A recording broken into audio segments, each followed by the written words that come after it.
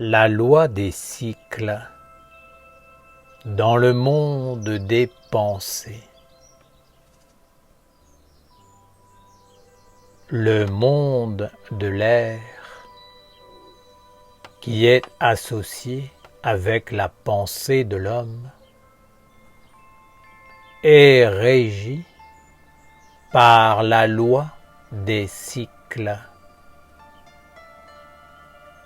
L'homme vit quotidiennement avec des pensées. Il en reçoit en lui, les nourrit, puis les renvoie vers le monde où elles sont vivantes et collectives.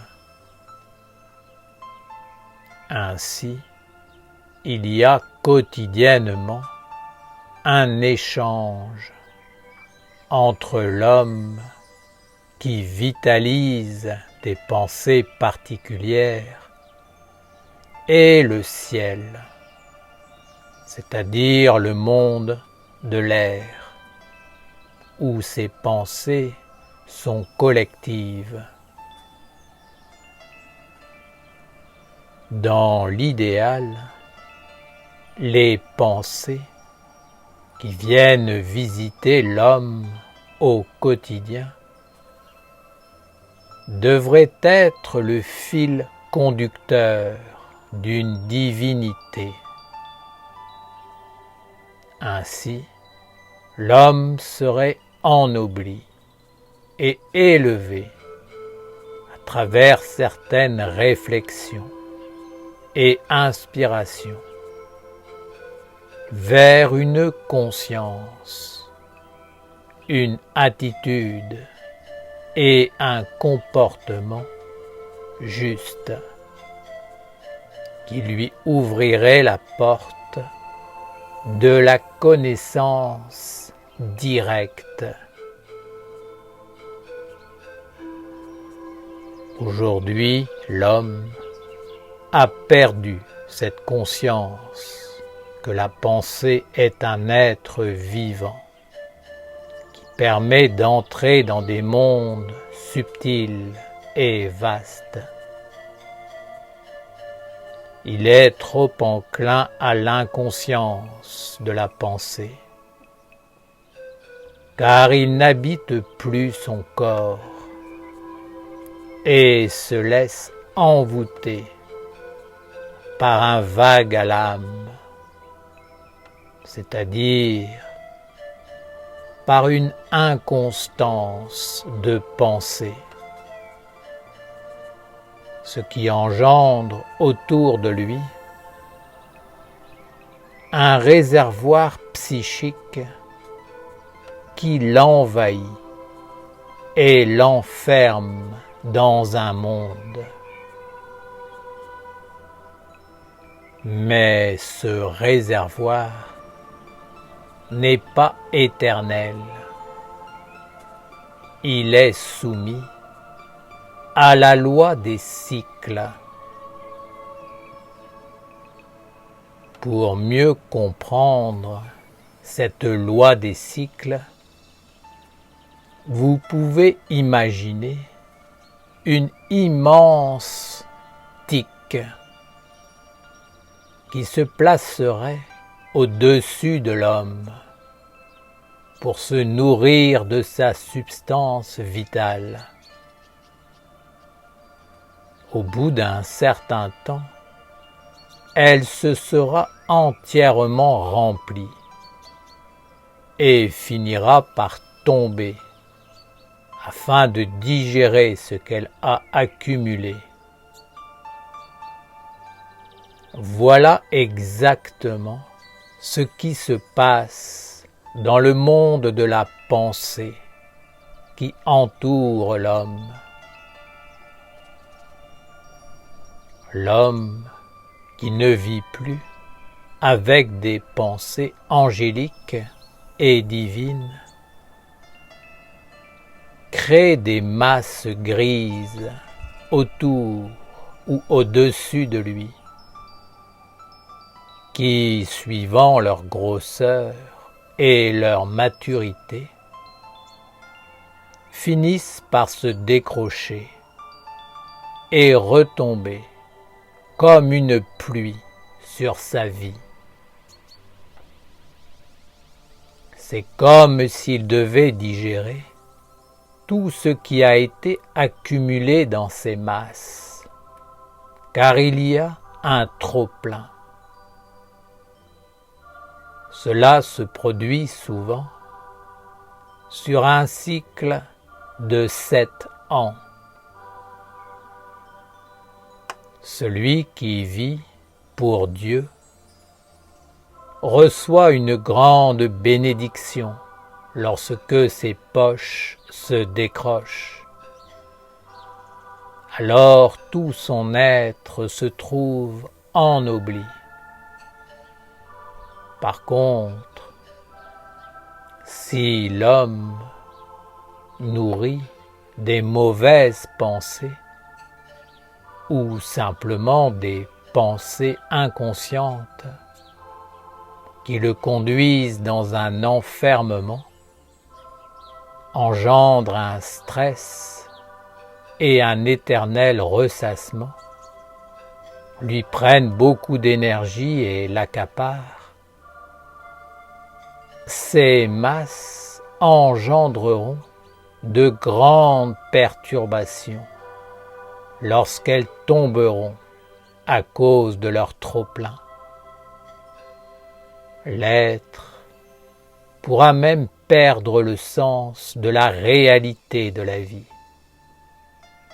car cette force sera si envahissante qu'elle pourra le ronger jusqu'à le faire dépérir. Étudiez cette sagesse du monde de l'air et du souffle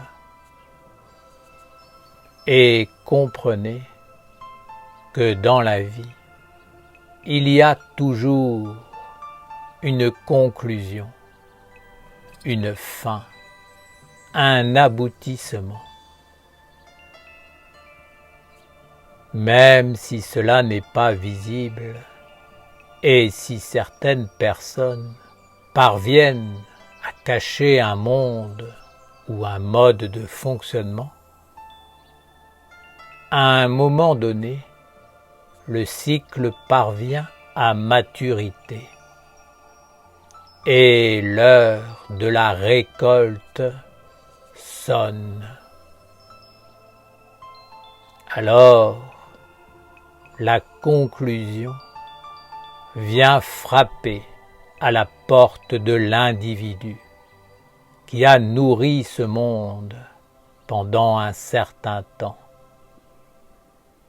Et même s'il ne peut pas assumer ce qu'il a fait, il doit le récolter, car c'est principalement lui qui, par l'activité de son être, a donné la véracité, l'existence et la force à ce monde. Père Raphaël, veux-tu dire qu'il est important de prendre conscience que notre vie est portée par le souffle? Veux-tu dire par là que nous devrions commencer notre vie le matin et la terminer le soir? Autrement dit, la vivre en apportant un équilibre des mondes et non pas en accumulant certaines pensées qui finissent par nous conduire vers un monde destructeur. Quoi que vous croyiez, je vous dis que toute forme d'existence a un commencement et une fin. ou autrement dit, un matin et un soir. Dans la vie même de l'homme, il y a un monde qu'il ne perçoit pas tangiblement. Pourtant, ce monde existe et a lui-même sa propre limite d'existence. Ainsi, lorsqu'il arrive à maturité, l'homme en reçoit le fruit.